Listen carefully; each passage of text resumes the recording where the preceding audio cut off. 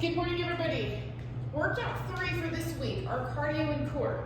So the last few weeks we've been separating our cardio from our core. Today we're going to kind of get back to mixing it together a little bit.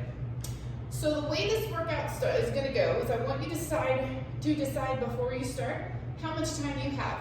Anywhere between 30 and 40 minutes is what I'm looking for. More is always great, especially when it comes to cardio and core.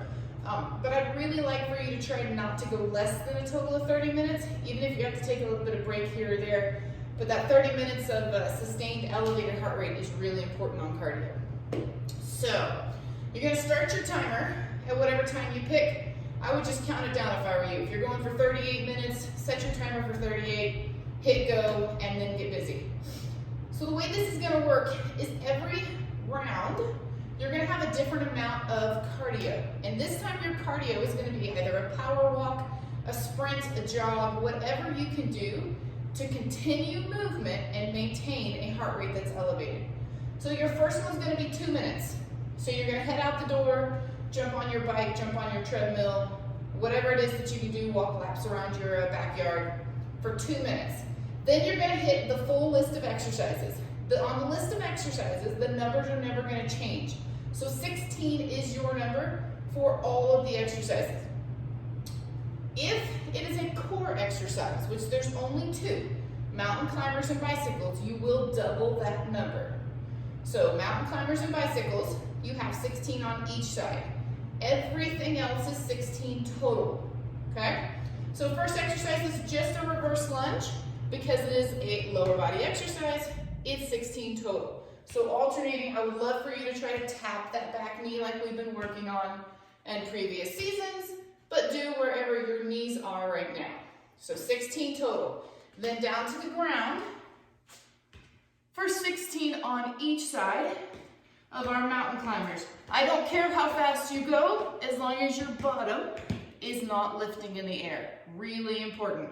It's not a jumping exercises from the upper body. It is a core exercise. So keep those knees low, hips low, 16 each side. Then flip it over into those bicycles. We turn a better way. Same thing, 16 each side. My only rule is that you fully extend the bottom leg a couple inches from the ground. So I don't want to see them up here. Keep that bottom leg nice and low. 16 each side. And we're going to flip it over for push-ups. I know most of you just rolled your eyes. It's been a while. So I want 16 to be your best push-ups. I want you to start on your feet. At which point you decide to drop to your knees is completely up to you. I am not going to come back with a question of how many did you do on your feet on each round. I want you to challenge yourself from the beginning. My rule of thumb is if I feel like I can't get even halfway down, if I feel like I'm stuck up here, I drop to my knees. So my guidance for you is do as many as you can on your feet that go at least halfway down. When you can't get halfway down anymore, which would be that right angle, 90-degree bend at the elbow, then drop to your knees to finish them. 16. Then you're right into your sprawls, not to flat, just to that plank. Squat, feet out, feet in, and stand. 16, then finish with 16 nice big squats. That makes one full round.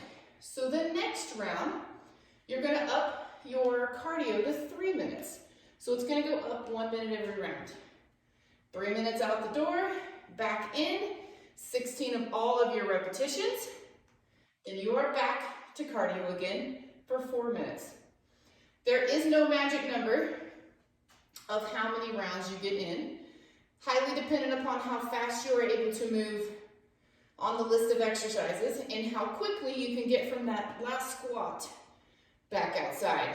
So your challenge is really about trying to keep your heart rate high, but at a maintainable level where you can continue to work. For a lot of this becomes really hard with like our quadriceps. As those quads get tired, takes our breath away, the burn makes it too hard for us to keep going.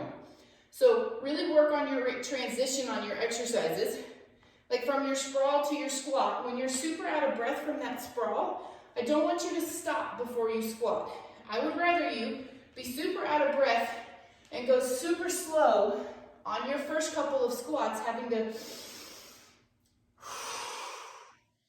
really work to recover your breathing, but try not to stop the legs moving. It will catch up. You may not feel the heart rate catching up until like number 10 on the squat. That's okay. Same goes for the transition from the squat to your cardio. When I finish that last squat, your goal is to get right out the door. That doesn't mean I expect you to sprint from your squat out the door, but I want you to try to recover while you are still moving. So finishing that last squat, you take a couple of deep breaths in while you are working your way out to wherever you're going to do your cardio. And even start it at a power walk for the first 10 or so seconds if you need to, and then work your way slowly into that jog. All right, guys, any questions, please let me know. I hope you have a fantastic workout, and I look forward to hearing from you on what you think of today. All right, guys, get after it.